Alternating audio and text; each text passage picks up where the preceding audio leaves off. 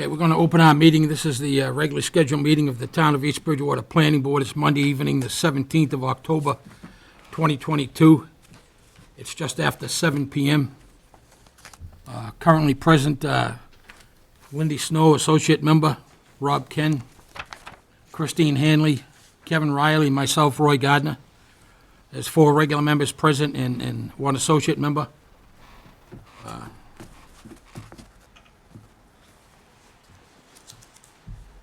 We have minutes from June 6th, July 18th, August 15th, and September 19th. Anyone wishes to make a motion to accept any of those? I've not seen those minutes, but perhaps one. I don't have a copy of them that I know of.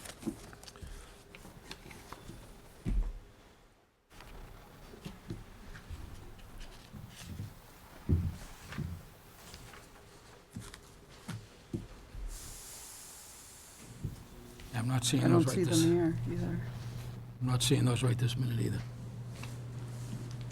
We'll defer that until the end of the meeting, perhaps. Yeah, why don't we defer that for a little bit?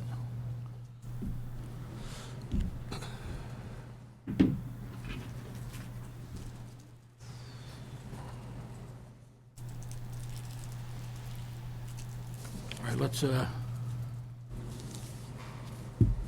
look at a couple of other matters here, so a couple of late things that came in.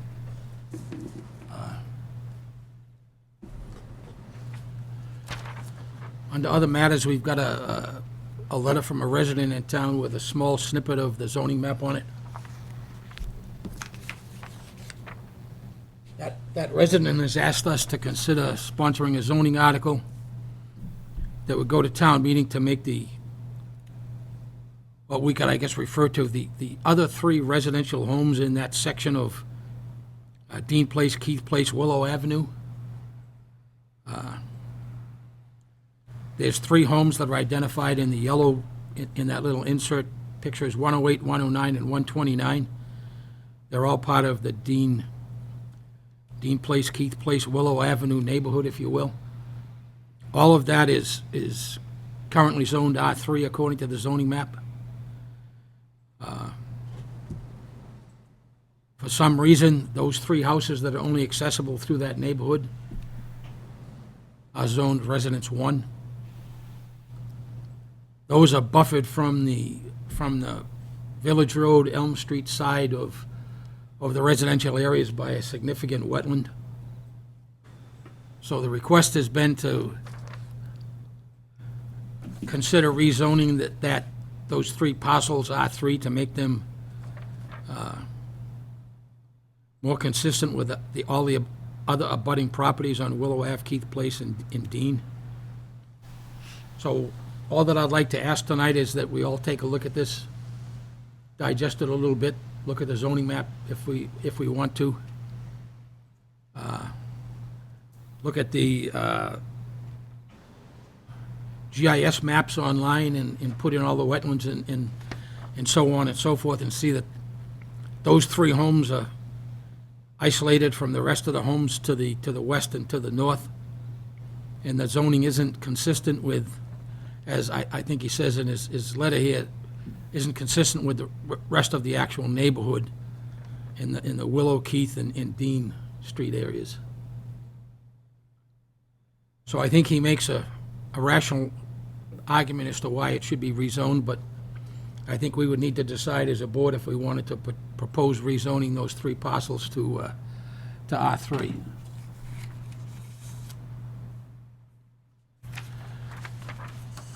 So just another note, I think with that, underneath that, there's a note that up in the top says CPTC workshop. There is a webinar that's going to be held. It is primarily intended for newer board members to get a better idea of the roles and the legalese that we have to meet. There's going to be discussion of open meeting, public records, conflict of interest laws, and a few other things. If anyone is interested in that, that webinar is going to be in this conference room with the big screen available. So basically, anyone who would like to attend that is free to attend? Can I just make a suggestion on that first matter? Yes. Before we go too far down that road, that Mr. Gonsalves be contacted and requested to provide consents from the other two lot owners who were affected, in order that they're on board. If we know that, then whatever decision we make, we know that we're acting at everybody's behest. We can certainly do that. Mr. Chairman, just one other thing you might want to consider in that area is to make sure that you look at the aquifer protection limits. I know that I dealt with those on Keith Place just recently. Okay.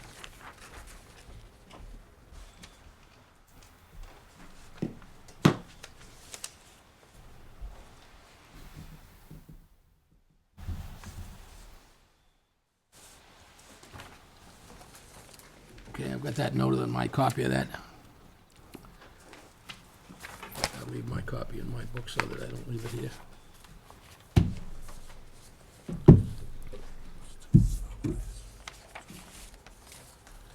So we got an email from one of the residents on Sully's Lane with a question about the condition of the roadway.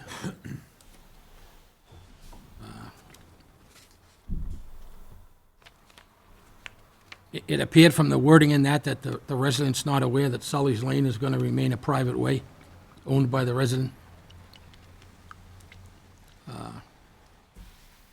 I do believe the roadway was finished to the way it was supposed to be finished. We do have a small amount of bond money, but it wouldn't be enough to pave the entire road, which in fact is for all intent and purposes, an oversized driveway, but I will check again tomorrow. Do we have a copy of the email that was sent that questioned what's going on here? They emailed DPW as well. And this is from a different person, Kelly Santiago. Yep. I think we put it up on the track. So is On track, or? Yeah, I believe so. I think so. she the one actually on West Pond, or is she the one on the actual Sully's Lane itself? You know? I don't know. We'll find out.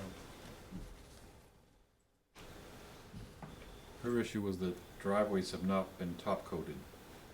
She doesn't mention the road.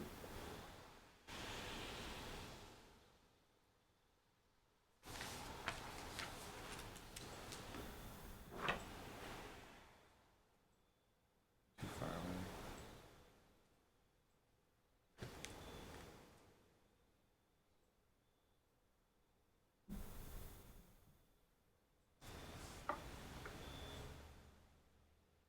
There in the back, that's Santiago.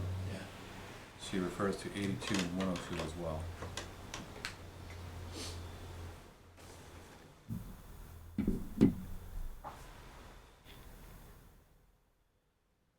So if the question is the three driveways, then those are owned by the individual homeowners, not the town. Right. And the street itself is owned by the individual homeowners, not the town, according to the approval. So she says it appears to be an incomplete job by the builder.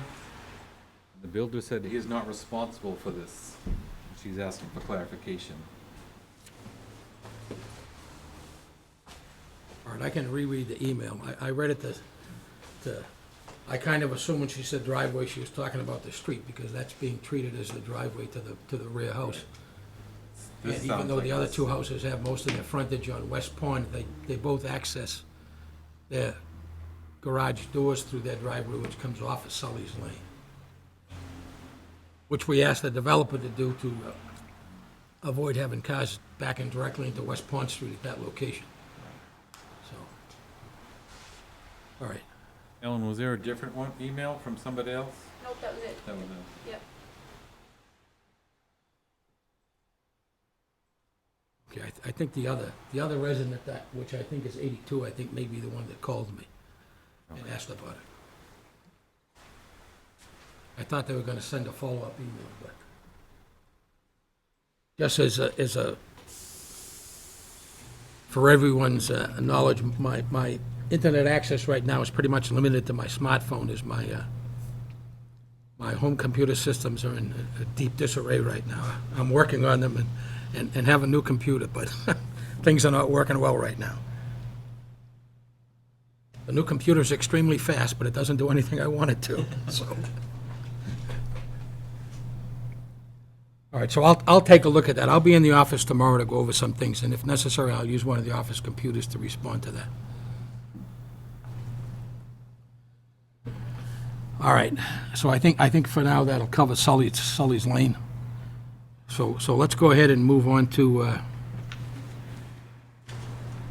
84 Bridge LLC, which is the subdivision, I believe, that we've been calling Piers Path, P-E-R-S.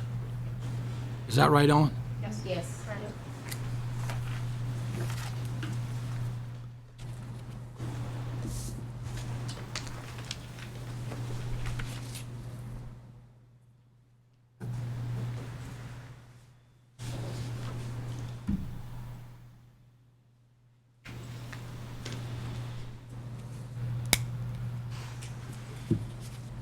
All right, and this is a continuation of the public hearing that was originally opened on September 19th. So there has been,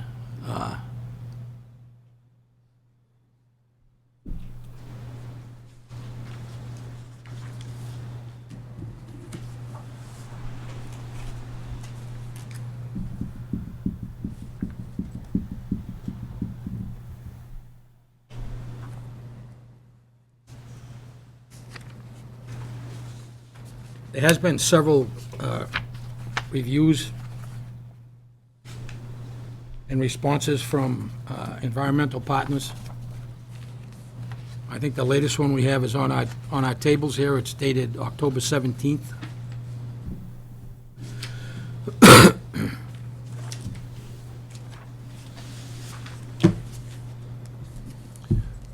I'll figure it out.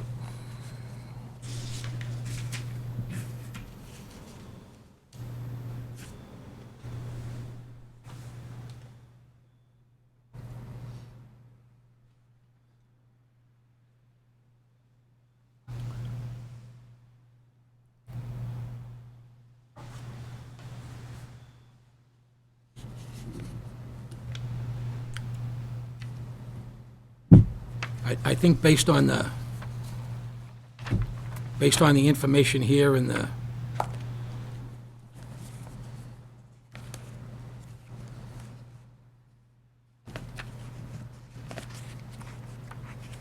if I read this correctly when I read it, the only open item left is an item that indicates they're going to need a drainage easement to provide access to the proposed stormwater basin.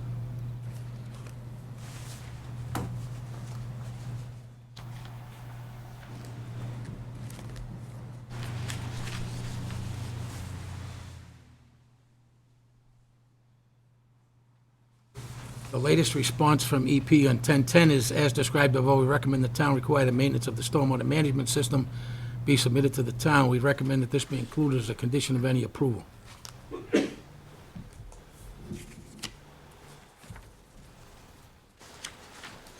3. I think that's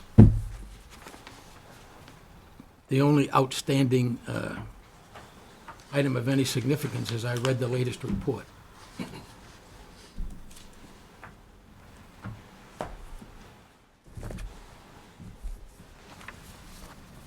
So I guess that gets down to a policy issue with the planning board and with the town as to whether or not in ongoing developments, when we have a stormwater system that's, let's call, a bit more complex than our conventional subdivisions prior to the stormwater management bylaw being adopted, are we going to require someone, I won't say who at this point because it's a little hard to say how that's going to get worded, but someone to maintain those stormwater systems? Because traditionally what's been done is, for better or for worse, is the town accepts the stormwater system provided it's been installed up to the engineering standards that have been approved as part of the approval process, and that the takings for those, as well as the plans that get approved, grant easements to the town for the purpose of maintaining the stormwater management system. So the question here becomes one of, is it intended from EP's comment, and I think it is, that we require the individual landowner on whom happens to have the majority of the stormwater management system on his parcel to maintain the stormwater system? I don't think the town has the resources or personnel to maintain all stormwater management components all over town. And they need to be maintained. So we'd at least still need a right of access and an easement if an emergency came up that something had to be done.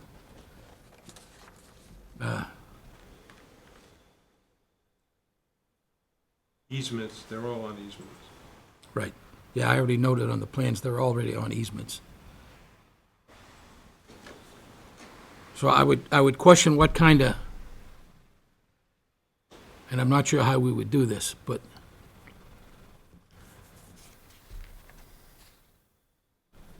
I would think that it almost would require a homeowners association so that all the homeowners within the subdivision would have to equally have the responsibility of maintaining the stormwater management system. Since it doesn't seem right that the basin happens to end up on one lot and that lot owner ends up having to maintain it. Right, because it's to the benefit of all of the homeowners within the subdivision. The EP's note says that the applicant owner will maintain the stormwater management system in perpetuity. So I would suggest that it be left to the applicant as a responsibility. Okay, except the applicant goes away and there's then three X number of owners of the subdivision. Since I'm almost positive, like all other subdivisions, before they break ground, this is going to be held by some LLC or real estate trust that gets liquidated immediately upon the sale of the last lot. So how would that work if we don't tie it to the ownership of the property?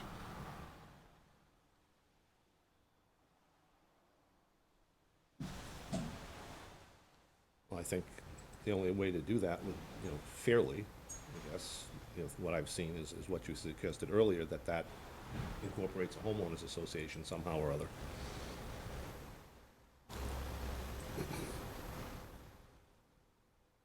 Anyone else want to offer a comment on how we do that?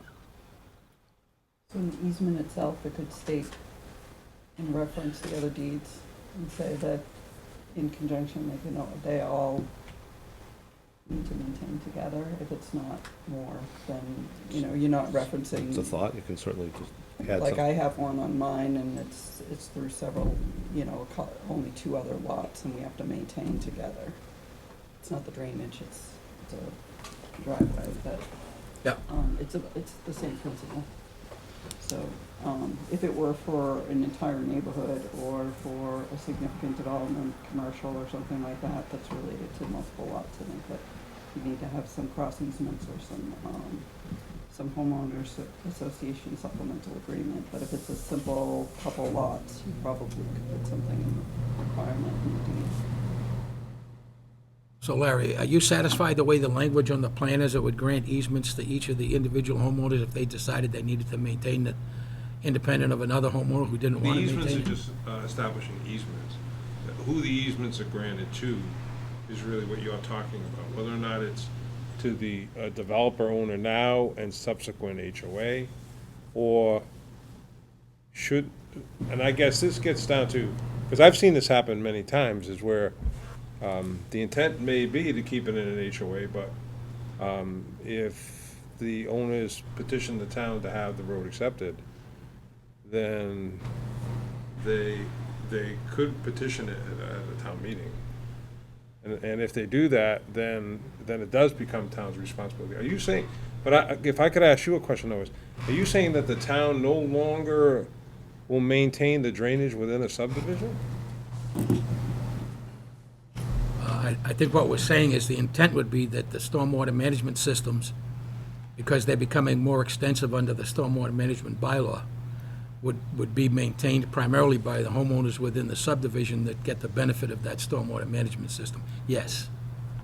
So outside of the town-owned land, so if this is on a private lot, which I'm thinking. Outside of the roadway layout. Jason, anything outside the roadway layout that the town doesn't own upon acceptance would need to be maintained by the homeowners. The only thing, my only comment on that is, what you're suggesting is that stormwater management has become more intense, more sophisticated, a little bit more than what it used to be. Quite a bit Okay, more than what it right, used to be, okay. actually. And what you're suggesting is that the town can't take on that responsibility, but some homeowner that comes in that doesn't know anything about it Well, that's what the is plan's gonna supposed be to- the one That's what to the be maintenance. responsible. That's what the maintenance and operational plan.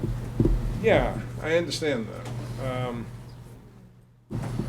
It's a difficult road to go on any of these. I'm not gonna disagree with that. Yeah, but but the easements are in place. Who the easements are directed to really comes in the document that supports the easement. And if the comment was about the owner, I think that your wording of it could be the owner and something, or require an HOA. 622. Okay, so I guess you could do that. Now, the question comes, though, is 84 have to become part of it? Because 84, the only involvement of actual 84 Bridge Street is that additional land was put on the back of that property to make it a larger lot, made it more conforming now than what it was at the time when it was created, but it does not gain access through the roadway. So I would just suggest to you that anything you do probably should not involve 84 Bridge. They do not have benefits, right? They're,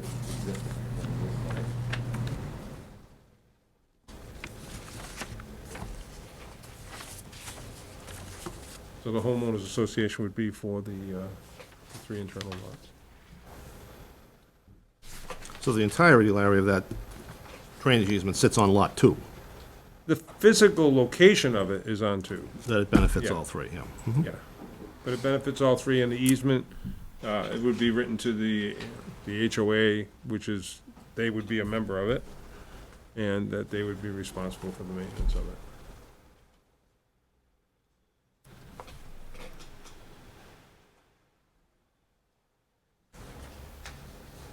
Do we have a consensus on the board at this point that that sounds like a rational path to go down in the future on our subdivisions?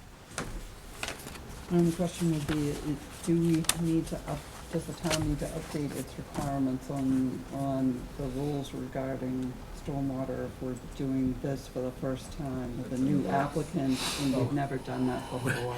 That's actually being done right now with EP. We're coming up with, they're drafting, and I think they're on second or third review. And I think we're gonna talk about that Wednesday, I believe we are. We're gonna talk about it at the track meeting on Wednesday with all of the boards involved in town to try and come up with some language as to how that's gonna be done. So this project is coming before Before the rules are changed. that rules change, is Well, what I would say. it falls under the stormwater management bylaw. But the bylaw hasn't been amended yet to include this. Well, the bylaw has, the rules and regulations haven't been promulgated yet. Okay. So the bylaw already says that they're responsible for a stormwater management system. So what's your recommendation? I would think that we should draft some language to cover this, and it may already be written in the one of the versions of the rules and regulations that's been going back and forth.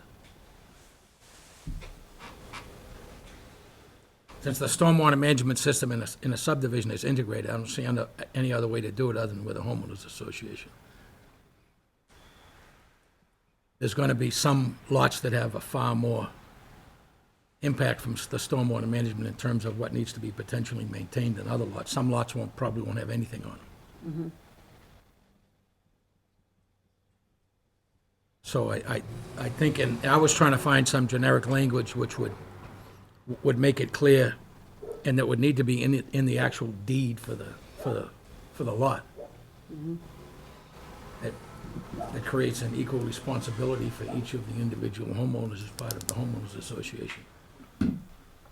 In part because if the stormwater management system is 95% on one lot, and the other two homeowners decide to thumb their nose at the third lot when it comes time that they need to fix something, there needs to be clear legally recorded language that says that they're all responsible. I would think mechanically that you would have the applicant create a homeowners association and include language in a deed, in all deeds which reflect that fact that the owners are, acknowledge the responsibility for, whatever liabilities there may be for that homeowners association.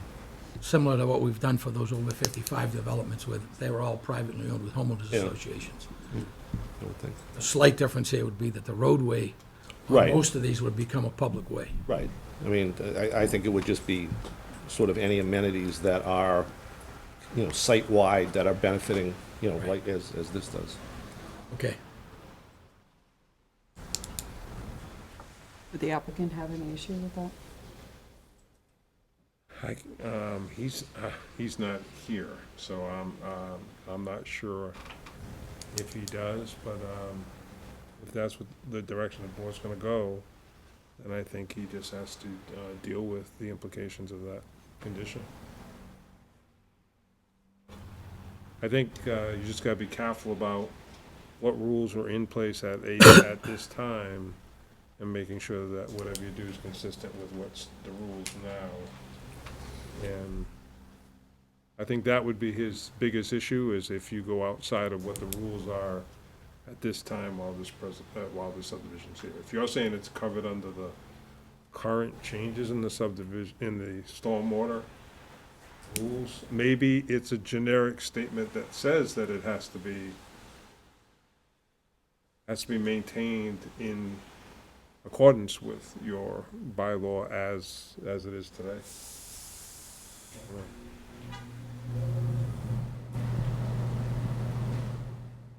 Right, so Tough one when you got things in transition.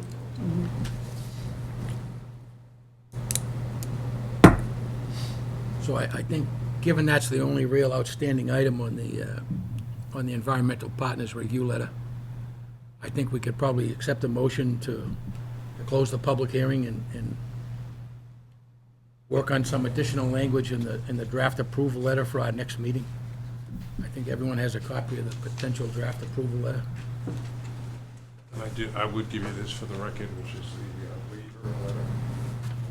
So we just identified the waivers, so that you would have them. Okay.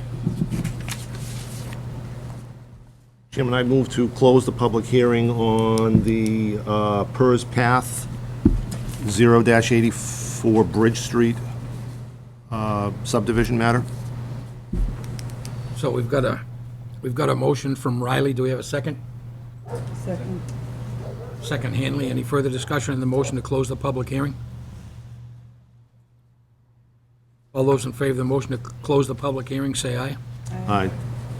I will show that as 4 in favor, with Lindy Snow abstaining from voting on that, since that's a subdivision matter. Mr. Chairman, I would make a further motion. At this time, I would move to approve the subdivision for PERS Path 0-84 Bridge Street with the standard conditions and with the following special conditions. Number 1, that the applicant owner create and provide proof of recording to the planning board before the commencement of construction of a homeowners association for purposes of maintaining a stormwater management system and any other site-wide amenities. That homeowners association provide copies of maintenance records for stormwater management to the town, to the planning board, with a copy to the Conservation Commission on at least an annual basis following the system completion. And that the applicant owner submit a stormwater pollution prevention plan for review and approval prior to the commencement of any construction as per the recommendation of environmental partners. I further move that the board grant waivers on the subdivision rules and regulations to section 3B2, environmental impact statement, 4B1C, location and alignment, and Section 13 of Appendix D regarding the provision of a landscape plan.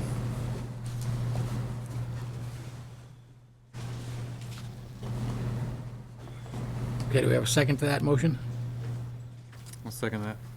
So we've got a motion Riley, a second Ken, to approve the subdivision referred to as First Path 0 and 84 Bridge Street, applicant 84 Bridge LLC, with our standard conditions, including an additional condition for a homeowners association, which was described in some detail by member Riley. And in addition, the grant of the 3 requested waivers as contained in the prior motion. Any further discussion on the motion? All those in favor of the motion say aye. Aye. All those opposed?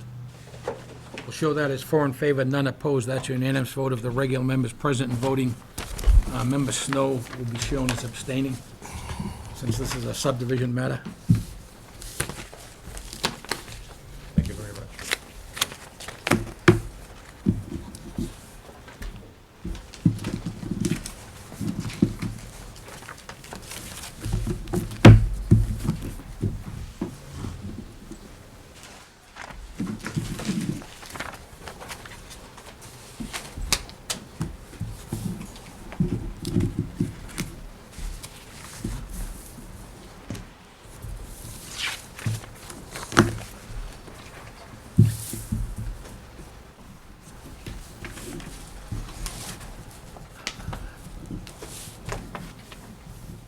All right, next item on the agenda is Knights Estates.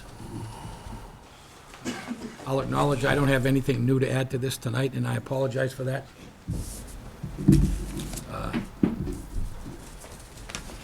I think we need to continue to our next meeting, at which point, if necessary, I'll come in here to put together all the stuff I need, since I can't do it at my home office, which doesn't work real well.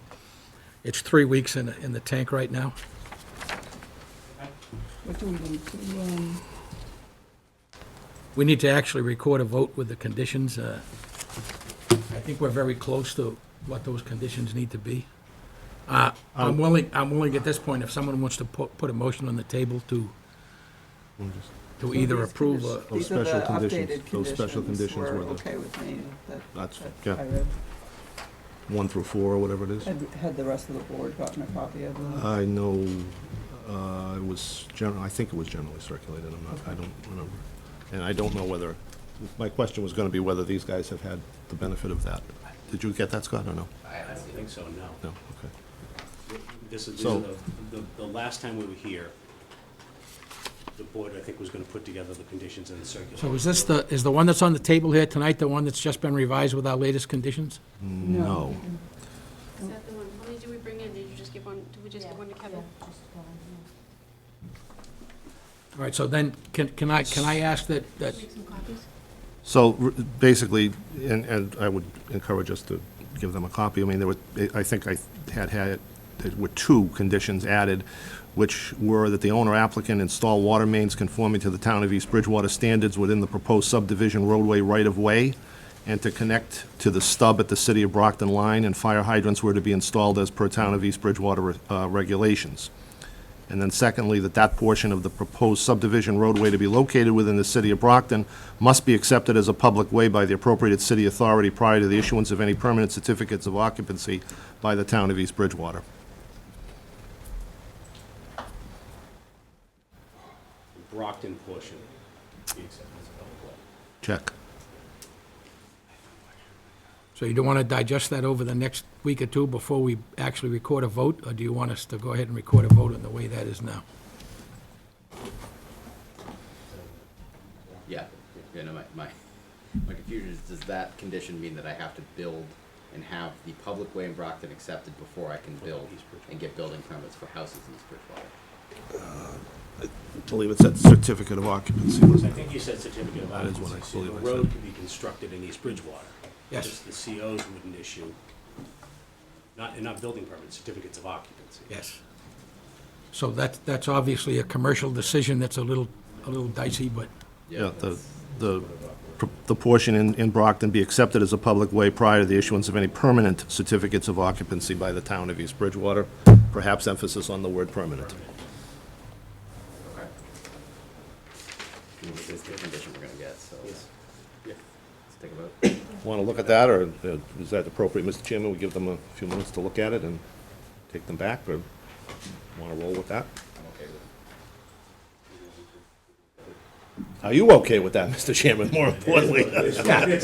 I think those are the, boiled down to as few words as possible that clearly cover the issues we had with that. I think we're good with that.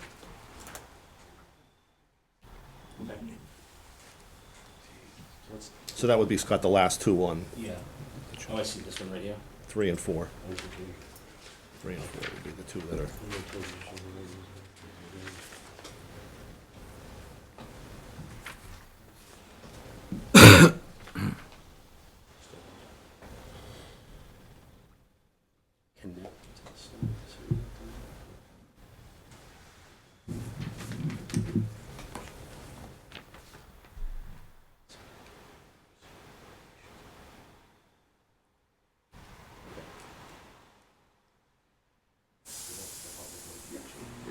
Yeah, and that's the public way connection that you guys have in your subdivision law. Yeah, which has always been there, so, yeah. That, well, depending on how you want to read the state law and the case law, that actually comes out of state and case law. You can't have a public way in the middle of nowhere that's connected to a bunch of private ways. So we're good with that. Okay, so do we want to entertain a motion to first of all, formally close the public hearing for Knights Estates? I believe those were the last couple of items outstanding. I would happily make a motion to close the public hearing on Knights Estates. Second? Okay, so we've got a motion, Riley, second Hanley, to close the public hearing for the subdivision known as Knights Estates. Any further discussion on that motion?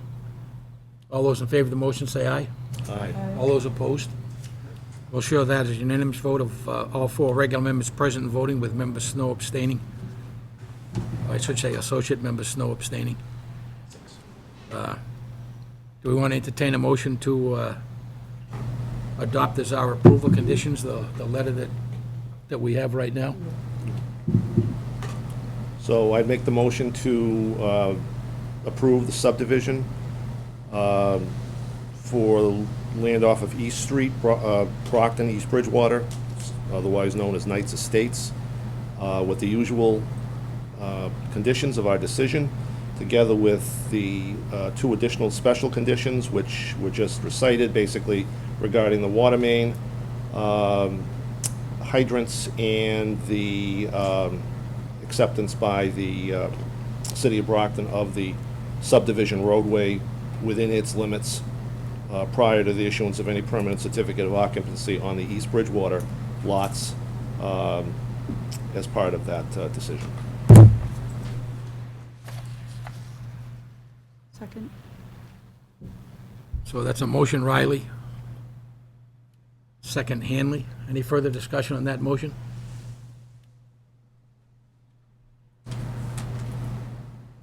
All those in favor of the motion say aye. Aye. Aye. Those opposed? And we'll show that it's 4 in favor, none opposed. That's a unanimous vote of the regular members present and voting. We'll show associate member Wendy Snow abstaining.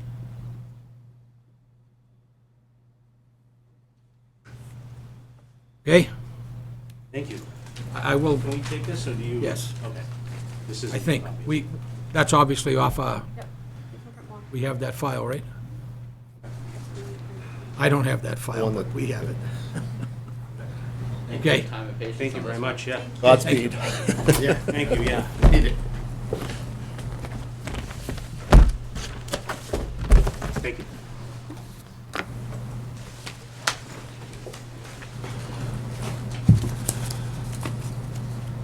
Okay, and right on time as the clock clicks from 7:44 to 7:45.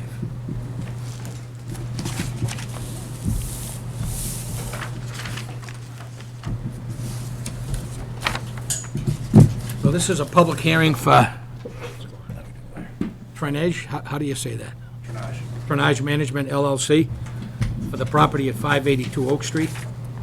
And for the record, we opened this public hearing, a previous meeting, September 19th, and immediately continued it. Testimony to make sure we could have 5 members present so that we could come up with a supermajority vote, which is required for special permits. So at this time, I'll ask Larry Silver on behalf of the applicant to give us his presentation for the site. Okay. So the site that we're talking about here is located here. We're like right on Oak Street, sort of on the Hanson side, on the east side. I don't know if you're familiar with where there's solar panels that are on the adjacent site to the right. And if you go further in this direction, you get to land of Ritter. So there's some wooded land, and then there's the golf course that abuts it in that direction. Across the street, there is other projects that have come before you. One was the storage with the solar above it. Then you have Watson's location, Watson Excavating. Further down, you have landscaping company, Schmitz. And so basically, this whole area here has been pretty much kind of a busy place for business in recent times. So it's this one happens to be in the B3 district.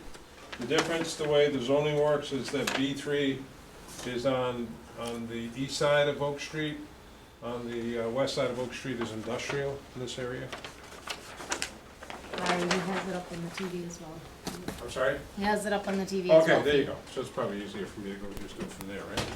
Okay, so there's your existing condition. You can see the topography of the site goes down pretty steeply from Oak Street towards the rear of the property. So the elevations out at Oak Street are like in the area of 100 to 101. You get to the extreme back of the site, you're down to 87, 88. So there's a good pitch across the site going from Oak Street going to the back. What's being proposed here, do you want to go to that next one? Mhm. Okay. I'll try to be pushy. No. The site layout has, it has several, it has one large building in the front, and that one faces Oak Street, and with overhead doors to the rear of it, where the entrance for vehicles and so forth and for equipment come in the backside. The front faces where the office is located, and to the rear of the site there are smaller units, like office warehouse type units for incubator, however you want to use the term. There's a one that's a two units together, and then there's another one that has 4 units in that building. And those are all access from the front. Everything on those is front access. There's parking across the way, additional parking opposite those units. And there's a common septic system, as you can see, over towards the, is that northern? I guess that's kind of northern direction. Yeah, northwest, I would call it. Yeah. And so the buildings are tied together with septic tanks to pump chambers that take the flow over to that system. To the rear of the site, as you can see, there's a very large field of chambers to handle the drainage that is going in that direction from the site. There's also drainage to the rear of the buildings on the right side for some of the roof drainage that go to the back. In fact, one of the more recent comments that we just satisfied with EP was additional test pits on that side. Pretty much that's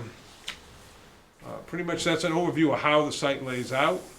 The water's collected in catch basins through manholes. We go through stormwater process of making sure that we clean the water with proprietary units, storm scepter type units that are basically satisfying the cleaning part, and then we go to the infiltration part in the back. The abutting property to the rear, we have screening to that, in which we have both a fence, and you can see there's a little snippet there. These are kind of neat. They take a chain link fence, and they have greenery that go in the slots. You know how you have slots that go in? But if you can see it on the right side there, so there's like, they're green, and they really do look good. They create a real green screen. And then in addition to that, we have arborvitae plantings adjacent to that in order to buffer the site usage from the property to the rear of it. There is a residence to the rear, and we met with that abutter. He's probably here this evening as well. That's pretty much the overview. There is tight tanks, or basically tanks to take care of the storm drains. I mean, not the storm drains, but the drains within the building. So by the plumbing code, we have to have the holding tanks to handle that flow, because that flow can't be discharged. So that's held in there, and then once it reaches a certain point, an alarm goes off, and then it has to be pumped out as hazardous waste. So the goal there is not to use that too often. Otherwise, you end up having to spend a lot of money in getting rid of it. We have handicap parking out in the front and in front of the other units, and pretty much that's the overview of what we have for the project itself. Power comes from the right side there. You can see there's a transformer location at the bottom of the screen there, coming into both that front building and then power running down to the other buildings. And likewise, water comes down. So the occupant of Unit 1 is an electrician, electrical company? No, he would never say that, would you? Heating and air. I'm sorry. Heating and air. Heating and air Heating conditioning. and air conditioning. And then the other tenant spaces, some you know, and some are not committed at this point. Can we identify what's known, please? We're gonna use it for overstorage, the first 2 units. 2 and 3? Okay. So as of right now, the application for the purposes of traffic flow and parking treats all of the buildings on there as basically commercial warehouse space. And that's what with a potential office for each one of It the has a buildings. small office area and basically a work area. Yeah. Typical kind of office warehouse is what we call them for the longest time. Now they have other names that we call them. So just a heads up, if we had to grant the special permit that we had supplied for, it would have a condition that if any of the use changes outside of what the application has, then it has to come back to the planning board for review as a possible modification of the special permit. That would be true. And I guess the question would be is how would you define it? You would define it as an office, We'll let the building inspector, to say whether or not it's consistent zoning with that. enforcement officer decide if it's consistent with Yeah. what you've currently applied for. For example, if somebody came in and said, well, I want to rent these units out, and I want to make a daycare facility, that's a whole different animal. And that's not what that's geared for. So these are for, That is the biggest problem one, though, believe it or not. yeah, it is, I'm sure. We have 2 locations in town that were contractor bays that currently housing daycare centers. State law gets very dicey when you end up with a situation like that, because Right. by law, daycare centers fall under the Dover Amendment. Right. But also by law, the planning board is tasked with making sure that you have safe do it in a access, safe way. egress, and parking. So that's where your trump card is at that point. If it's not being done in a safe way, you can always say no. If you use that percentage of the lot for warehouse-type buildings with minimal parking, then come back later and say, well, I've got a 6,000 square foot building, I can turn that into a daycare center for 100 people. Well, 'Cause it wouldn't no, meet you the can't, parking because requirements. you can't get parking and traffic flow for that. It wouldn't meet the septic either. Sorry? It wouldn't meet the septic requirement. And all the septic, lots there's a whole of- number of things that wouldn't meet at that point. There's lots of issues at that point, but That's just an example, but, So you understand what he's saying, is that any of the Yeah. uses of those units, they have to be consistent with what we're saying here, and the building inspector becomes the one who interprets it. And so if you had a proposal for one of those units, and he says that's not consistent with what was on the site plan, then he would send you back here to discuss that. I think that's, Mr. Chairman, correct me if I'm wrong, the condition that we have used or utilized now is that, in fact, there be no construction until such point as the planning board has been made aware of what the use is, and that the planning board has approved it. yes. You're talking about no construction of build-out Construction. inside the No, unit. no construction, period. Well, you can't, well, Well, if you want to build it as a warehouse, then you have to tell us it's a warehouse. Warehouse, as we show, an End office of warehouse. story. perfect. Then you're gonna Okay. use it as a And warehouse, that's what I'm but, saying, is that the only way he can construct it is consistent with that. and it needs to be used as a warehouse. So another But example it could sit unoccupied. You may not have a tenant. That's, that's fine. that's, You can build it, though, as long as he's gonna build it out for warehouse purposes, but not, for office warehouse purposes.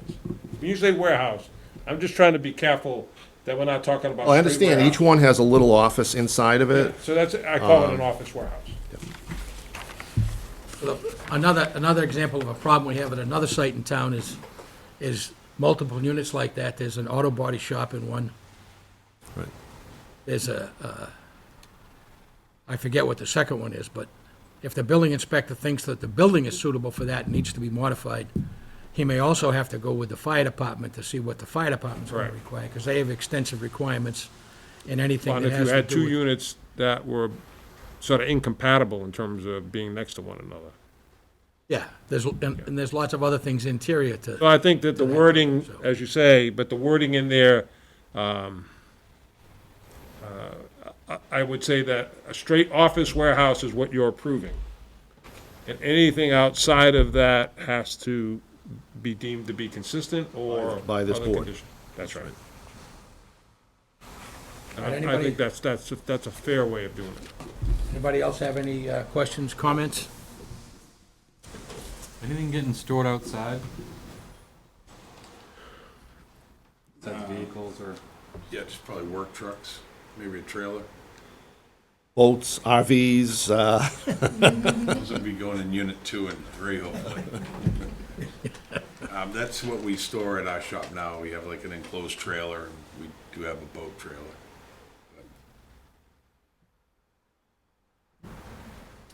There is not on the site plan a designated outside storage for equipment or, as you say, like materials or something like that. There is not that. So in this scenario, with the full build-out of these buildings, then any of that type of storage would have to be indoors. Because otherwise you'd be using, the only other space Otherwise, is you'd be parking. using the parking that's supporting the units Yeah. themselves. Okay, So just so I'm clear, you're using the first and then these two, Yes, then you gotta rent out yes, the last floor. the last floor. I would assume that you don't have any intention of adult uses of any sort? Adult entertainment. Adult bookstore, entertainment, things of that nature? My plan. Would you agree to a restriction in our decision that says that? Yes, absolutely. That is one of the quirks of a B3 zone, that does, Oh, wow. that is allowed? Show you there won't be that, there won't be any daycares, dog kennels, or anything like that. all right, anybody else on the board have any questions? The circulation on the site plan, is it one way in, one way out? It's not one way in, one way out. Is there enough distance for two cars? Oh, yes, I absolutely. didn't see the dimensions. Oh, like yeah, that, those but at the throat are a minimum of 24 at the throat.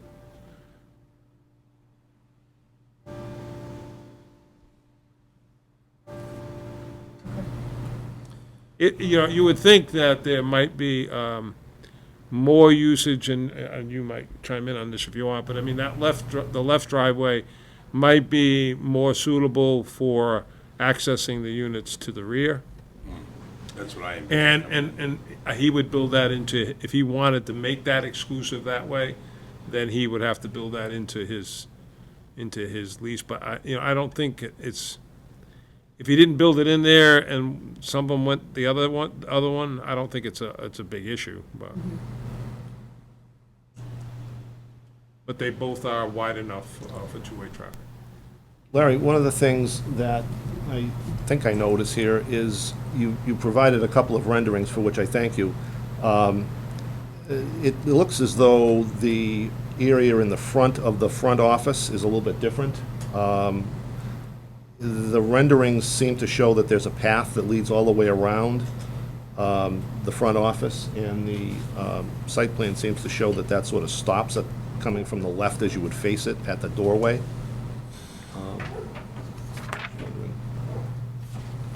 In other words, this area over here. The rendering is that, it's an artistic Right. approximation of what is going there. The site plan is what is actually being shown. So is that area to the right of, how far the back, Rob, or toward the building? No, toward the building, right by the walkway in front of the building? That's a walkway that So this- leads over from the handicap spaces. So this area here is intended as a solid landscape area? Would that be correct or no? That is correct. And the bays in the back of a larger warehouse building, can you just describe how that's gonna work with the circulation of the trucks going to and from the back area? You're talking about in terms of, Like making sure there's enough room and it's safe to be able to circulate around when you have trucks using those back bays of the warehouse building? These I assume are bays.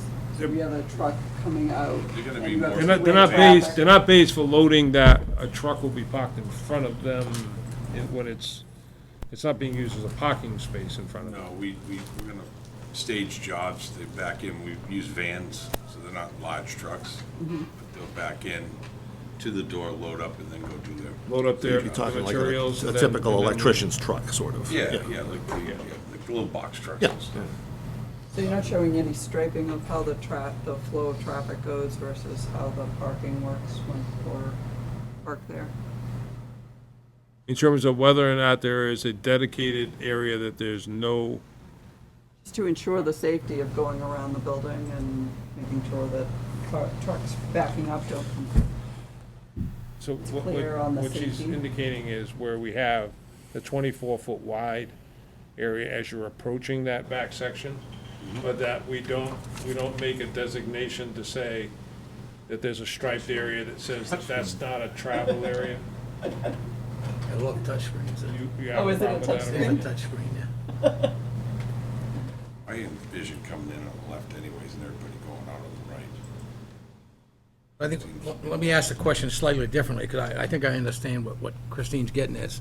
What size trucks do you have delivering materials to the site? Those could be good size, 16, 18-foot, 16-foot box trucks.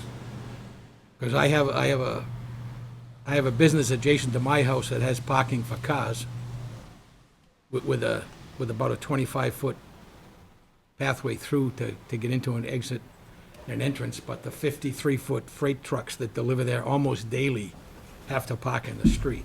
Ours are usually once a week. You'd probably come parallel to the three doors, unload, and then head out. So You would be backing No, he's not into gonna it. back in. They pallet jack everything off the trucks and then into the. That's what they do with Yeah. the business next to me. Everything's in pallets, and they actually come out with a forklift So if off you. the truck, but it's and parked would in he the come street during the right time. to the Can right, you go off? fit a, Yeah, I would say come in on. In here, He'd come in on the left? Yeah, it just seems more. full flow. parallel So across you'd the come in, three. you'd run parallel with the three And doors, then, unload and but go then, out. but then to exit out, if he's up tight to the building there, his exit out is not as easy if he was going the other way. That's all I'm saying to you. I'm sure. So if he was coming in from the right side, Yeah. he can come in and he can get himself positioned to come in front of the The two three entrances doors. on a one-way anyways, correct? What's that? It's not designed as a one-way. So I'm sure after he does it, I mean, I'm right in Commerce Park, and that's a lot tighter than that, but I'm sure as he figures out, it'll be easier for him to come in here, that's what he would. Yeah. But I think that your point to, Christine, your point to actually stripe out that area as a loading area is a good one. And I think that will narrow down that section by showing that. Okay.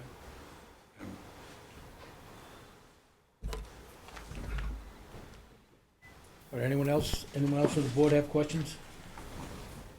Anyone in the room have questions? Larry, you satisfied all EP's comments? I believe, yes, we did.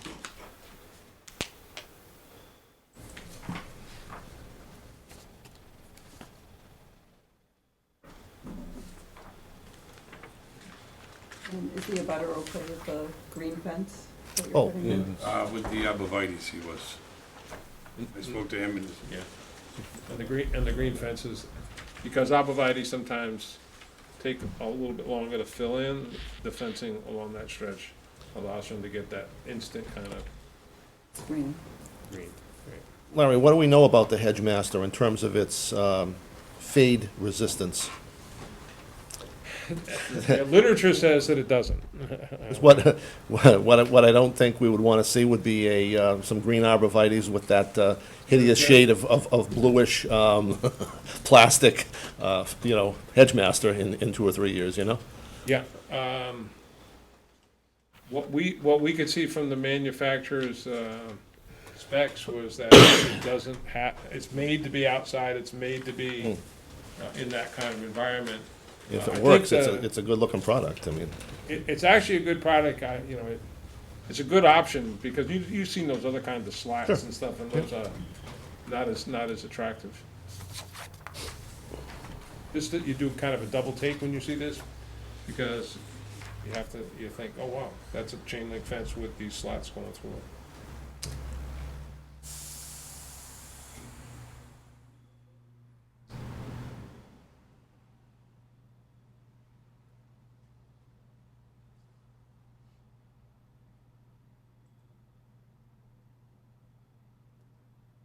Anything else? Anyone in the room have any questions or comments? Okay, I did note that there was several more responses in a letter from Silver Engineering dated October 17th. There isn't, I don't believe, let me be careful to make sure. I believe that the latest letter we have from Environmental Partners is October 12th. So they haven't closed all of the items as I read this. You've made some additional comments on, Well, we just responded to their final comments.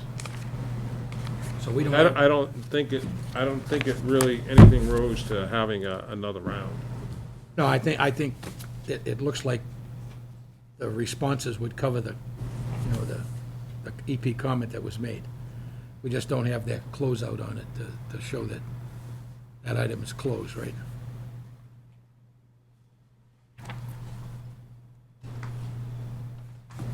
But, okay, but at this time, I think we can entertain a motion to close the public hearing.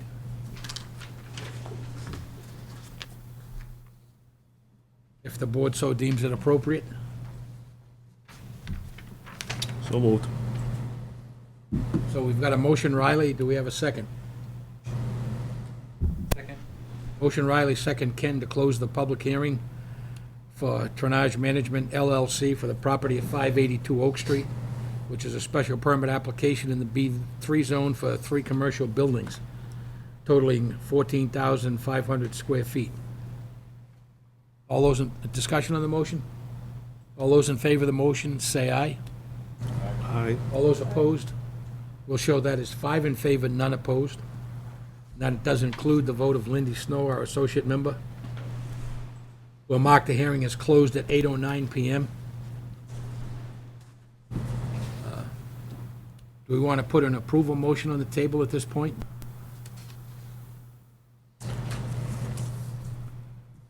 make a motion to approve the special permit for 582 Oak Street with standard conditions of approval, including most particularly the condition regarding changes in use. And then subject also to the following special conditions. One, that a landscape design plan and planting schedule be provided to and approved by the planning board as referenced in the plans. Secondly, that the owner applicant maintain all of the landscape and replace as necessary. Third, that the architectural detail of the front office building be consistent with the rendering that was provided, including the landscaping and the minimum of 3-inch stone on the facings. That, as per the agreement of the applicant, no adult uses as contemplated in the zoning bylaw be made of the premises. That no vehicles or other items be parked, stored, or located on top of the rear drainage area. And that no vehicles in the way of RVs, trucks, boats, things of that nature be maintained in any of the outside spaces as per the requirements of 5N3B.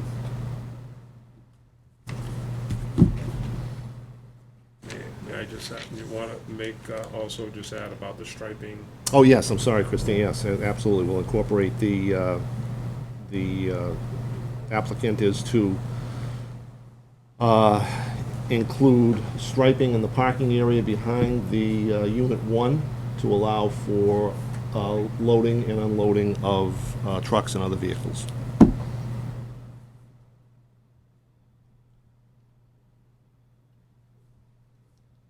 And I wouldn't mind if you threw a couple of pairs of shutters on the front of the building as well. Just All right, my- so we've got a motion on the table. Do we have a second to that motion? I'll second that. So we have a motion Riley, second Snow, with our standard 12 conditions, which are in the draft copy that I think we all have on our desk, with an additional special conditions, 7 items as identified by Member Riley. Any further discussion on the motion? All those in favor of the motion say aye. Aye. All those opposed? We'll show that as a unanimous vote, and 5 in favor, none opposed.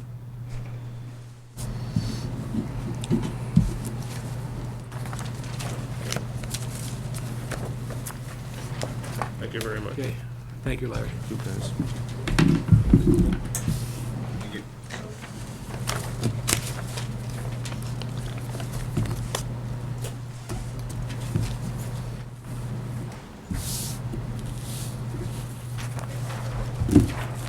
All right, so down on pending matters,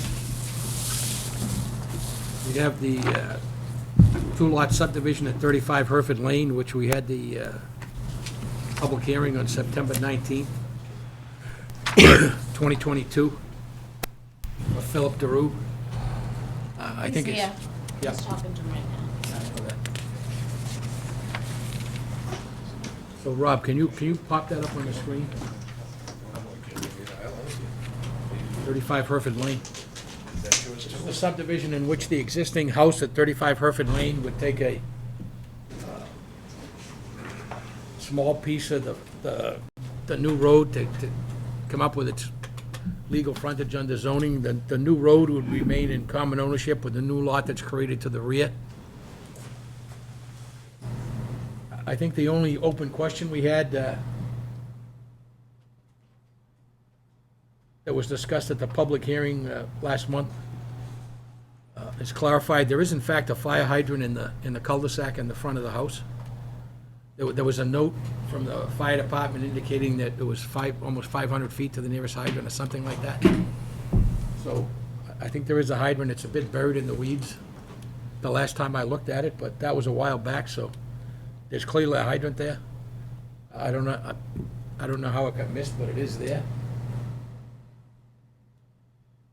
So I don't think there was anything left outstanding there. Can you show the lotting sheet, if you would? I think it's sheet 2. Is it sheet 2? That shows the actual lot lines? Yes. Shrink that a little bit, because they're huge lots. They're like 5-acre lots, just under 5 acres.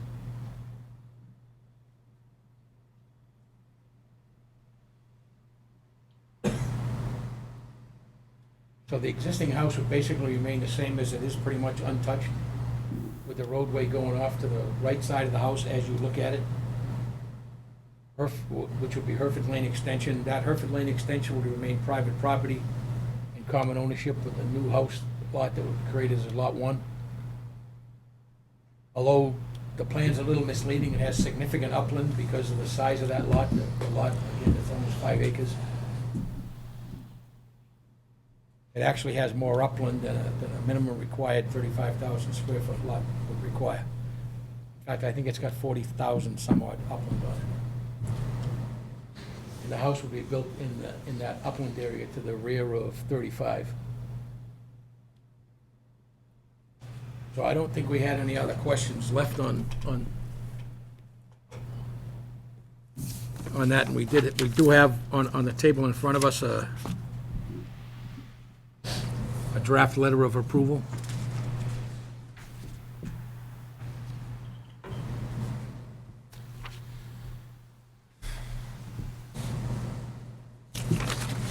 Chair, forgive me, I don't think I was at this meeting. I think that's correct, actually. Was this, could this have been an estate lot? I guess I'm asking because if that's a road, isn't there more impact on this property? Well, it's still only access to one house, so effectively, from a vehicular standpoint, it would have basically the same impact. There is some potential zoning impact, but given where the houses are, it doesn't appear that that's going to cause a problem. So there's no further restriction on this neighbor as to Well, how close he can... It If this affects, was just a driveway and not a road, I guess is my question. so the difference would be mathematically in zoning, that could potentially be considered frontage on a corner lot, although the frontage is typically taken from the street where the access is, in terms of setback frontages for zoning, so, so in this particular case, because the road already has access and its frontage is on Hereford Lane, I don't think it's gonna make any difference. The only reason it can't be an estate lot is because the estate lot bylaw, when it was created, had a cutoff date of like 1987. Yep. Hereford Lane was actually approved before that. Oh, I'm sorry, just after that. There's only it's off by 1 year. So we had a potential thought that we could go to ZBA and try and waive that, but there's no way that you can get a waiver of a date in a zoning change to meet the 4 requirements to pass muster as a variance. Because it's got to be hardship created because of the shape of the lot, the configuration of the lot, the topology of the lot, or something. But a date in the zoning would not comply. So if someone were to appeal that, it would get thrown out. Yep. So this is the solution, the one-lot subdivision that seems to meet a requirement and effectively create an estate lot. Because an estate lot would look just like that if you were to create an estate lot.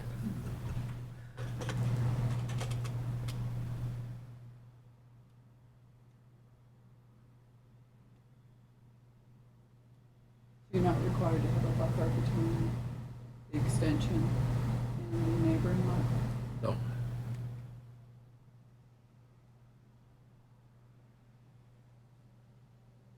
I mean, there will be a buffer because the driveway will be down the inside of that. It's a 40-foot wide, so there'll be about 20 feet or even more of vegetated the actual- grass or whatever.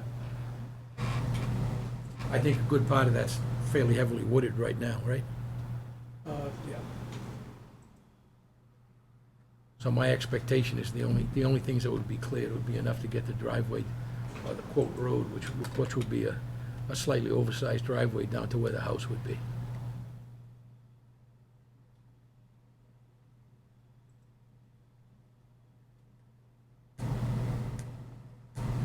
Did you see anything in any of this stuff that, Rob, other than that question that?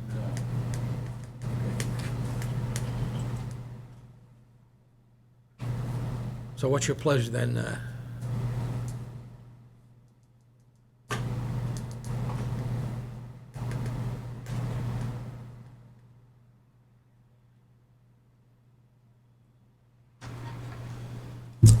Excuse me, the public hearing we said was closed, is that right?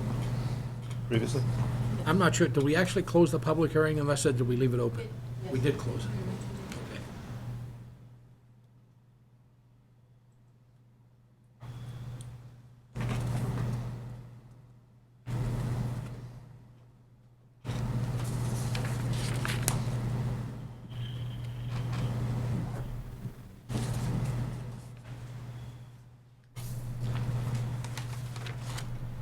I'd make the motion to approve the subdivision for 35 Hereford Lane with the standard planning board conditions, and with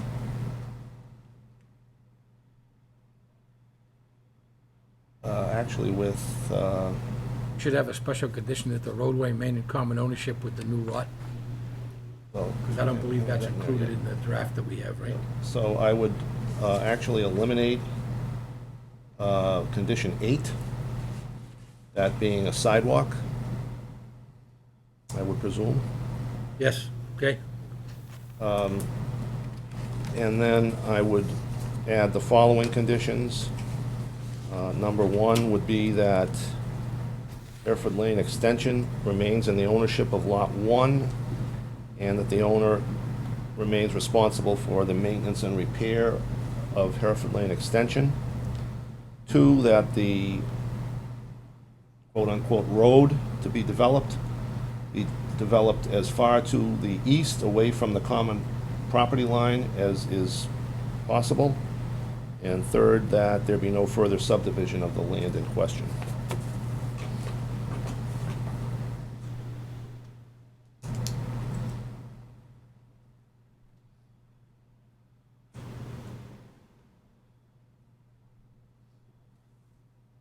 All right, so that's already 5. Is it? Yes. Okay. You are correct. Okay, 2 conditions. so are you making that in the form of a motion to approve? I did. Okay, so we have a motion to approve the subdivision, be known as Hereford Lane Extension. Any further discussion on the motion? Oh, do we have a second to the motion? I'll second the motion.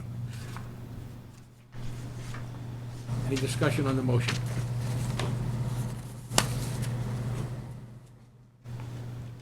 All those in favor of the motion to approve the subdivision, say aye. Aye. All those opposed? I have to abstain, correct? I wasn't here for that. I believe so. So we'll show, 3-0.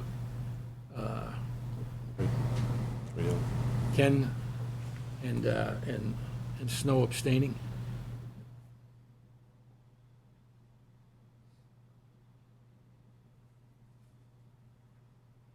So that's 3 in favor, none opposed to approve. All right, thank you all.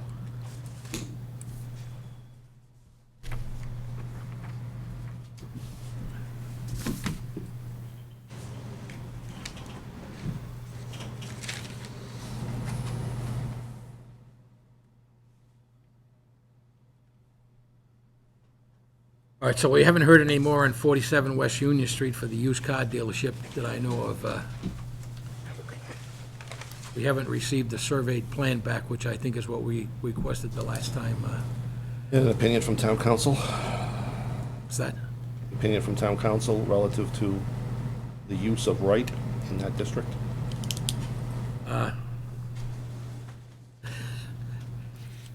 not a definitive response is what I'd call it, but I could ask that again. They now have a third member of the town council staff who's actually a land use guy.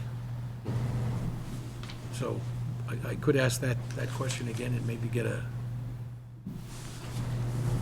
definitive answer via email.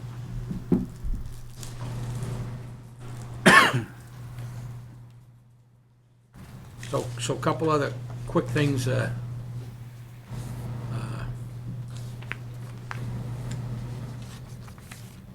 530 Spring Street, which is the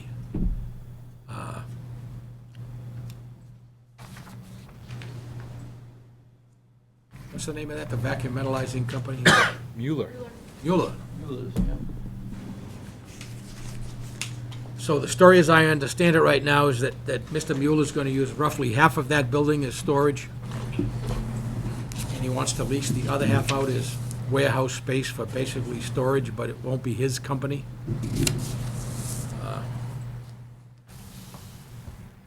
The building inspector has, based on what he has seen, has indicated that based on what he's proposing to do, it would be a pure warehouse use. So I think since this is now the second one of these, that there's been a change of original use, although this may be the same use, albeit a different company's gonna use it. We want to formally ask that the building inspector provide us with an email for the record that says he's satisfied that the use is currently proposed,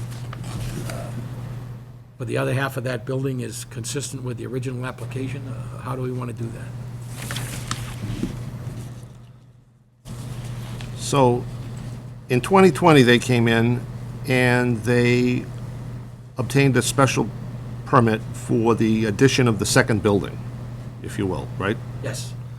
And it is now that building that wants to be partially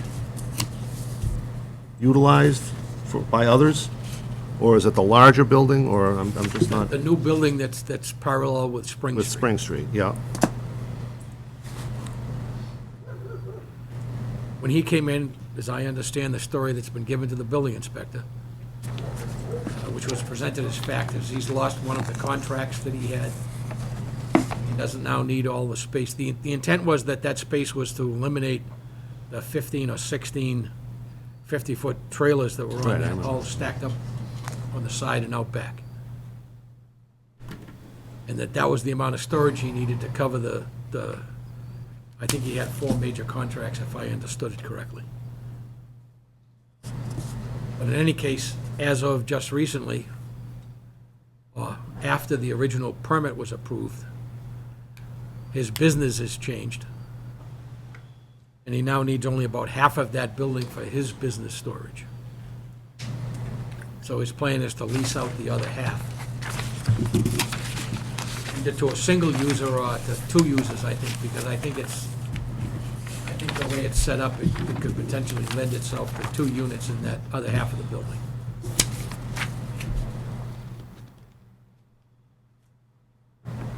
So the building inspector and I, or the building commissioner and I, have had a discussion about that. His feeling, based on the discussions he's had with the applicant, is that that use would be consistent, providing we actually know who that other tenant is and what they're gonna do, which we don't know at this point. Rob, can you pull up the street map? The property card, or picture of the building, basically? What do you need, the The Mueller's building. need a visual of the building? yeah, it's on the property card, if you can get to that. Be through assessors? Yeah. Yeah, it's been there for a while now. It should be on the assessor's property card by now, right?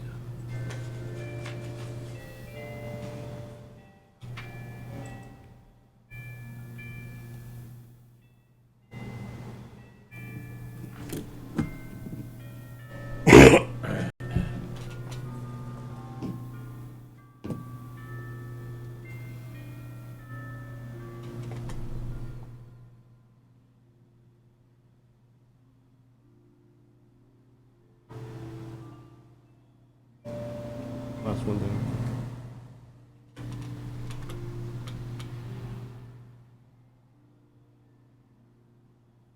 Can I Record find it? cards, property record cards, up 3. There you go.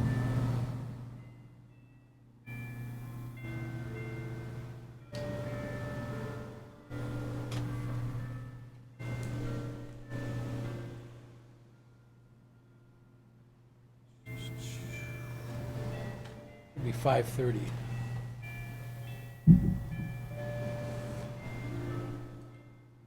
Up by half a dozen. Mueller Commercial.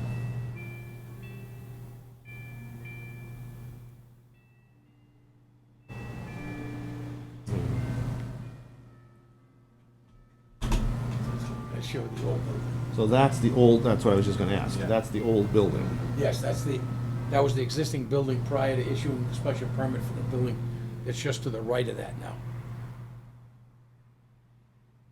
With a driveway to the new building that goes out back in between.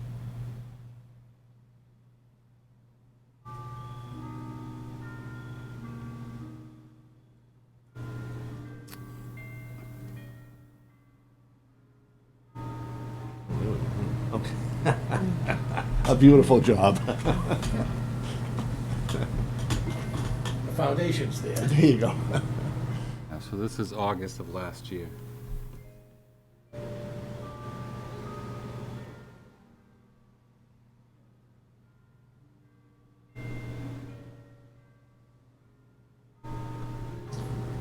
Didn't those trailers used to be right here?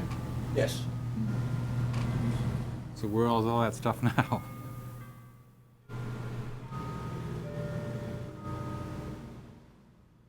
I honestly don't know where it went, but most of it may well have gone away when he lost his contract. Maybe it's over here. Oh, I see 2 in the front there, yeah, to the, Yeah, there is a lot of stuff in the front of the building that wasn't there previously, so.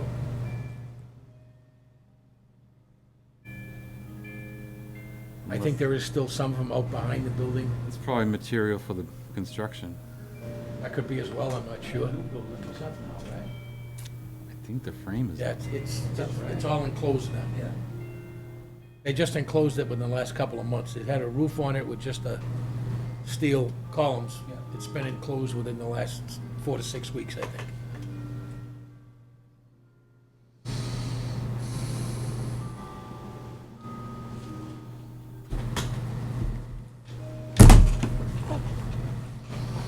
So I think the basic question here is Kevin, how do we want to handle the building commissioners? Because the condition we've put in the approvals ongoing is that if they change the use, it has to be submitted to the building commissioner or to the planning board via the building commissioner. Because under zoning, it's his call first.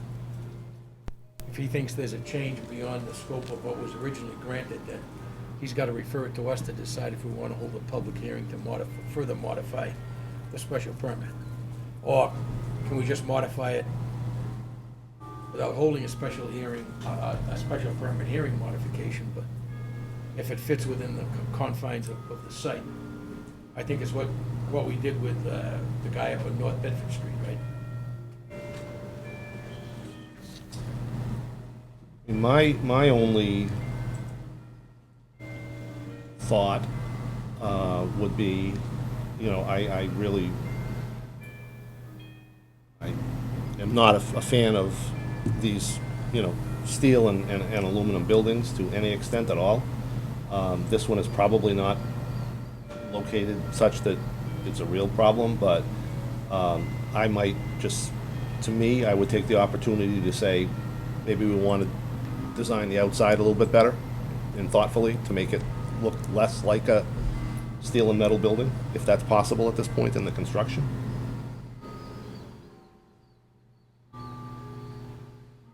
Not sure how we do that at this point. Yeah, I mean, if it's up there, it's, you know, and it's enclosed, I guess we probably, I think that worked. I think that came out pretty well with the appliance guys up on 106. That building doesn't look bad at all. I mean, I think apart from the question of what the front and the sides are, the back and the sides are, because that was the question that I raised to the office. as you look at it, the far right side, The side you're looking at if you're driving east on 106. correct, is vertical, not horizontal, which is what was intended. It doesn't look bad, but that's not what was approved. Coming from the other direction, it looks like it fits together pretty well. The windows are there. I mean, I saw it when the windows were in, and there was not any covering on the new front and the front closest, the front of both the extension and what I'll call the new building.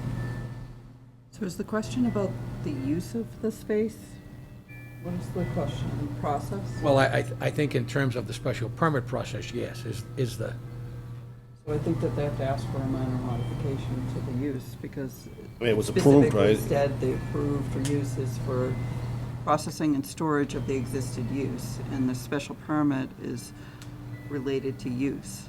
So if they're gonna go and change the use beyond what I mean, the it was existing. particular to that owner and that owner's business. That was the Right. need, that's what was approved. So I think it's I'm assuming a minor modification to this permit if you're changing the use part of it. Do you think that's the case? or I mean, you're I guess, thinking it's a whole special well, I mean, I permit? guess the question, Christine, becomes, I think at best it would be a minor modification, but, I mean, if it's for storage and that sort of a use, even though it might not be the landowner, Mm-hmm. does that require that you do something, or is that still consistent with what you've approved? Oh, okay. So I don't, except that's not our call, right? Because once you write that permit, the call on that belongs to the building commissioner. well, If he considers that. maybe yes and no. I mean, in the sense that it was a storage use that was approved, but it was a storage use for Mr. Mueller and his business. It was not for rental to third parties, if you want to split that here. That is splitting it kind of tight, but, I mean, the use is still the same, and that's what we're at. Essentially, I mean, if that's what it's going to be. But again, questions of outside storage, I mean, the ones that I drive by multiple times a day, Whitman, left-hand side, across from Dunkin' Donuts, we've got boats stored out there, we've got it's just, that's what they shouldn't become. Yeah. And that's what my fear would be in terms of They rent a what- storage space, and it's not inside the storage Correct, space. just as they were just talking about in the one with Larry. I mean, that's what you don't want, all that stuff outside and whatever else. Automotive uses, all this other stuff going in there, So how do we craft a, I don't know what they want to call it, formal language that requests of the building commissioner an opinion of his interpretation of that if that were to change from, I mean, unless Mr. Mueller has this now rented, right? I don't know how the building inspector or commissioner can make that determination. Right? I would agree with that, but how would we want to, do we want to come up with some standard boilerplate that basically says it's our understanding that this has been approved for the use it's pretty much verbatim what's in the special permit, and ask at such time as he has another tenant? I mean, I guess, and my thought would be, okay, right, this is what the use was approved. When another tenant is identified, that be communicated to the building commissioner, who communicates it to us, and as long as we're okay with that in a public, as an agenda item, I would think. Okay. Unless somebody, Christine, if you felt more comfortable in doing it as a formal minor modification, that's fine, I mean, I don't care. But as long as we would have some control over saying yes or no to that revision of use. That would be my thought. So we haven't got quite to that point yet. Right, unless if he hasn't identified. Right now, he knows that he's going to Doesn't need use the half whole of the thing, building. right. So, That's yeah. about where he is right now, according to the discussions we've had. And he put a little sketch together that kind of showed he's using half, and the other half is uncertain at this point, so. All right. I'll have a further discussion with Patrick about that and ask what he feels would be the most straightforward way to handle that, because we want to come up with a way to do that going forward with all of the special permits, especially the ones that start off with A mystery. a very generic low-impact usage and then, tend to morph into something with a higher impact and a totally different use. Okay. Yeah, if it turns into a separate business, you'd want to check and make sure that the parking's adequate Right, to and there's all support the sorts two of- separate businesses. And as I not- say, the storage outside. Well, that was- Under this combined use, the intention was it was shared employees, that the office was over here, and this was just. Well, that was exactly his presentation we got, is that, but he doesn't need any new parking because it's the same number of employees, he just needs storage for his business. Okay. So Christine, what do you think? Would you do it as a minor modification, or would you just do it as, what would you think? If I were the applicant, I would want it to be a minor Probably true, modification. yeah. For my own Oh, yeah, protection, yeah. I would Good want point. it as an official minor modification, so no built, if Patrick's not here anymore and you have someone else enforcing the zoning, that I could comfortably go and sign a lease as the owner of the property with a tenant. That's why you get the big money on the board, Christine, because. But that's just, No, I that's think just me. that's an Like, excellent point. I mean, when I that's- yeah. see it, that's the way I would, Yep. I would look at it from that perspective, that we're protecting the property owner by doing that. But if you see it differently. No, I think that's a very, I absolutely would agree with that. The permit says storage of existing use. Yeah, so it's a Understood. you'd have to modify the Right. conditions of approval in order to do that. Anything else? Right. And if it's a more intensive use, depending on what they're proposing, it might rise to the level of a a full modification to it, or a new special permit. Related to it, if it's just, I think we'd have to get a determination on whether it's minor or not based on the usage, right? I mean, if it's a single contractor who's gonna park his truck inside the building and that's all it is, then. But if it's a contractor that needs an office space and he's got 6 trucks, then that's He's got a, 6 that's, employees. that's, and that's a parking different, other vehicles, that's a and then different, you got exterior storage areas, and there's more intensive use on the site. all right, so I'll have some further discussions with Patrick about that. When the time comes, and I'm not sure when that will be, but the building is rapidly coming to a, well, it's far more complete than it was for about 12 months. The foundation sat for a bunch of months, and then the steel sat for a bunch of months, and they finally put a roof on it, and that sat for a bunch of months. The last 6 to 8 weeks, they've been closing in the building. It's pretty much closed in. I haven't been by it the last week or so, but. So Daisy Lane resident, who is that? She was up on track. Somebody got a hold of Patrick. Recent pictures, and I uploaded them to the track. There's some puddling. There's 3 pictures.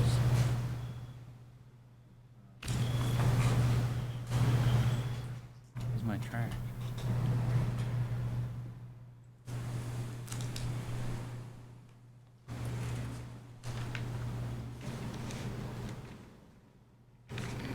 Temps plummet. It's not good. Temps plummet.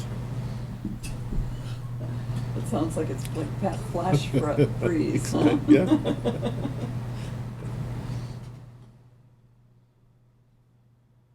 Got a little attitude. Before it was saying rain in and out. Oh, yeah, yeah. Daisy Lane, there we go. So that's 3 Daisy Lane.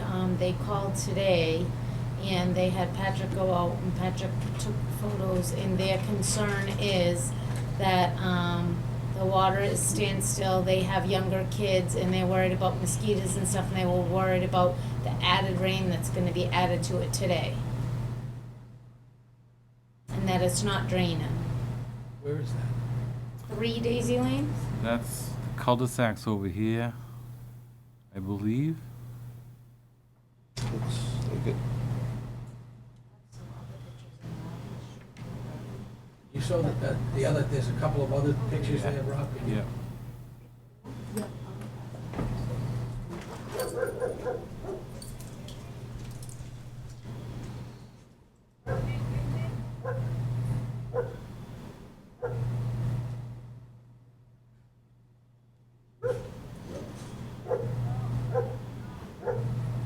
So that's the big detention area at the bottom of the hill, just before you get to the wetland, right?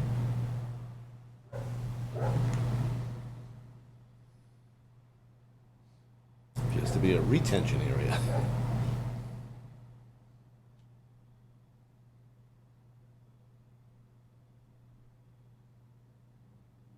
We've had 5.5 inches of rain in the last, what is it, 6 or 7 days?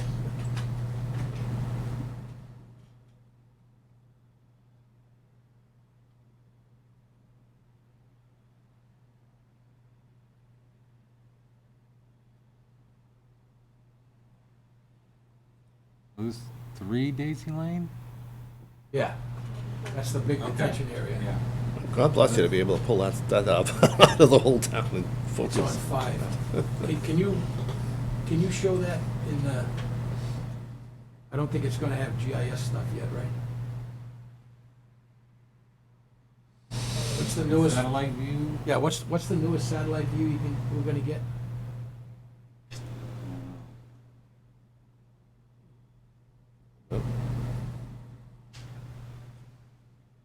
Old. So that's, Right, here are more photos that a resident sent in an email today.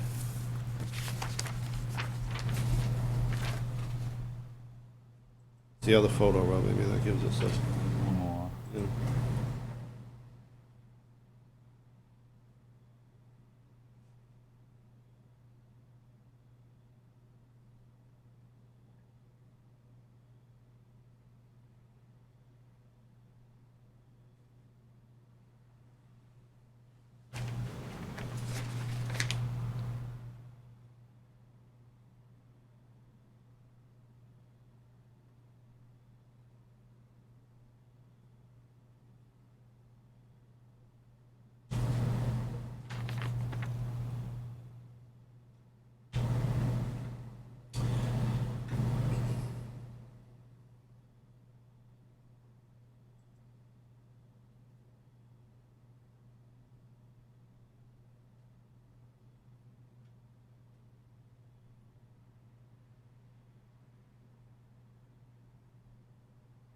Well, the info in the email's incorrect. Today's Monday, the 17th, right? That's today? Hmm. We had 2.5 inches of rain on Saturday.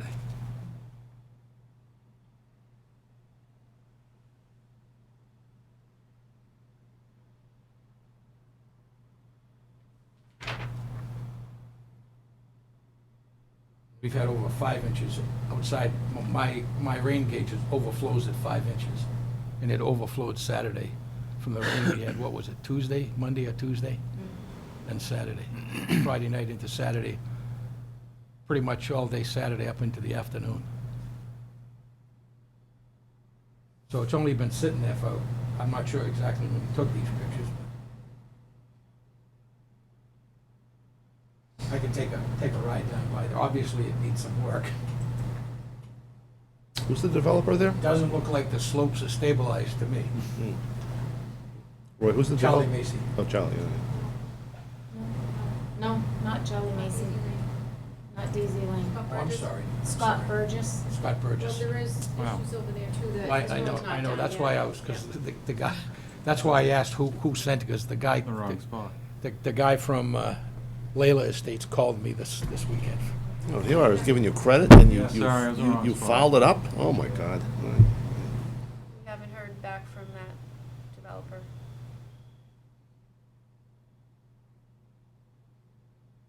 Not gonna be on here.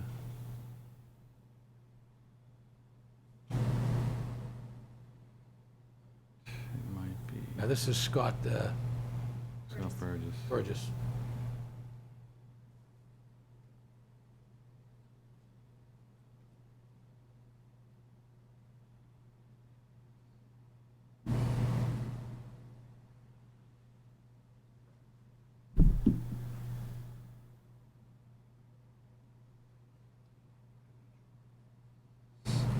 That's-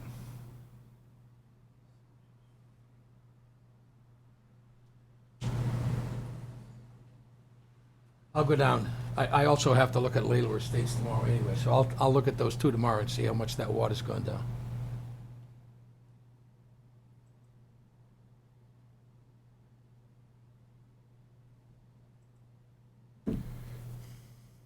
I'll check the official rain numbers for East Bridgewater too, because I think we've had like 12 inches of rain in the last 2 weeks.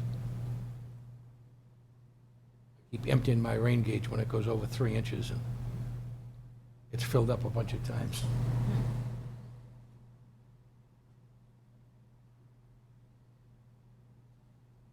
Yeah, so it clearly hasn't stabilized at least part of the bank there.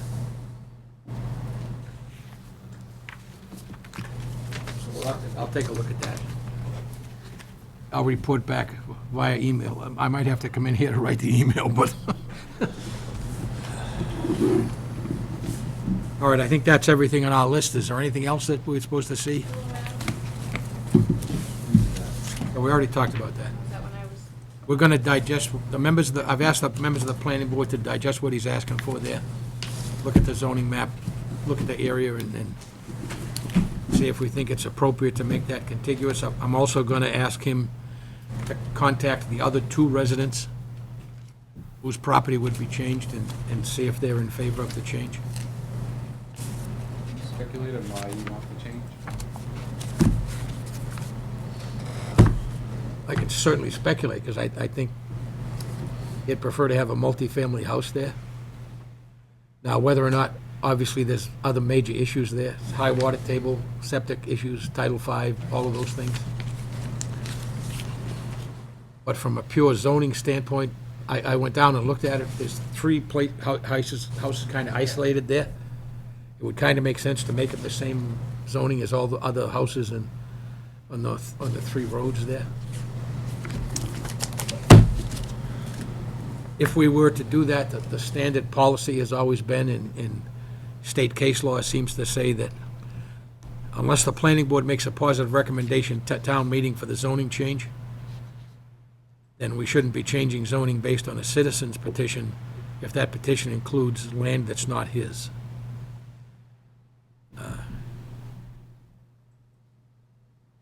He certainly is free to petition the selectmen to get an article on town meeting. Whether or not town council would allow him to do that, that's an open question. I don't know. If he got 10 signatures, then that means that, I believe, based on past advice from town council, that would mean the selectmen would have to put that on the warrant for the next annual town meeting.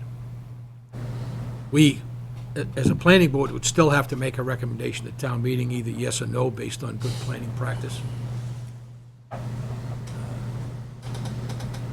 And again, town council has said multiple times to us, it's not good planning practice to spot zone a single owner's piece of land, and it's also not good planning practice to rezone parcels of land unless it follows our master plan, where we split owners who don't want it rezoned and some do want it rezoned. So we'll have to look at that. But I will contact him and ask him to maybe redraft his letter with the signatures of all 3 landowners involved. So, Roy, just on another quick question, was there ever any resolution that you're aware of to that Lupine Lane business? Paper Street? not to this point. Okay. It's still outstanding in the courts. I think my answer to that would be the same as before, that I find it very hard to believe that a land court judge would issue basically a one-sided opinion. One never knows, Roy does one. Is complicated at that, but judges can do what judges do. There you go.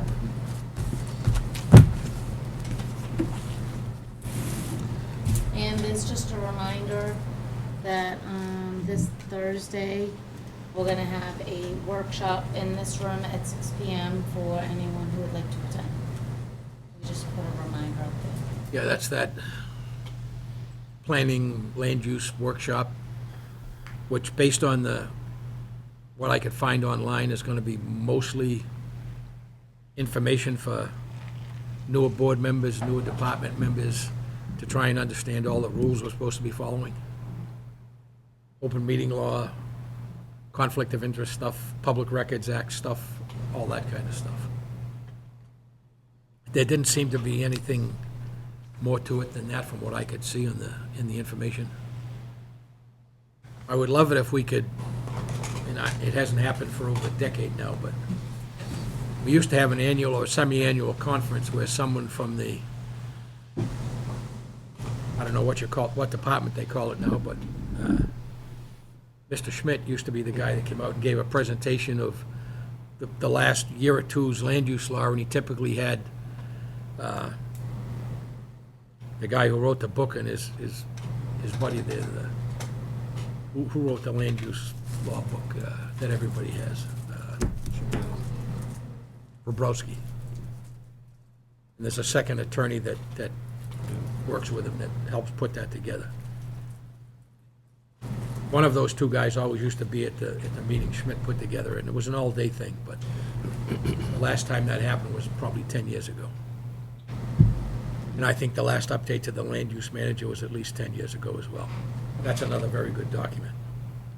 All 500 and somewhat pages of it. But in any case, I had tried to get Ellen to offer to bring dinner in, but she's refused at this point, so. Okay, so I guess, unless anybody has anything else, I guess we can entertain a motion to adjourn. So moved. So we got a motion, Riley, do you have a second? Second? Motion Riley, second Ken, to adjourn at 8:57 PM. All those in favor of the motion, say aye. Aye. All those opposed? And we'll show that as 5 in favor, none opposed. We're officially adjourned. Thank you all.